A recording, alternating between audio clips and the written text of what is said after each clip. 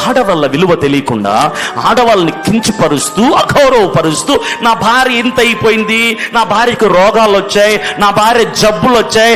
ఎందుకు రావు సార్?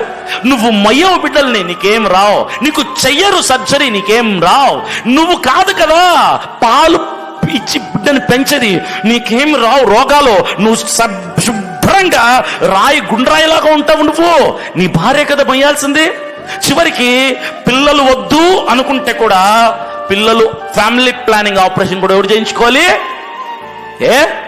మీ భార్యల మీద మీకు ప్రేమ ఉంటే మీరు చేయించుకోండి. పిల్లలు పుట్టకుండా భార్య చేయించాలన్నీ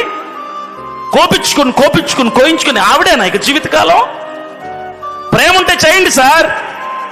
భార్యల మీద ప్రేమ ఉంటే, ఆడవాళ్ళ మీద గౌరవం ఉంటే, ఆడవాళ్ళని విలువ ఇవ్వడం నేర్చుకోండి.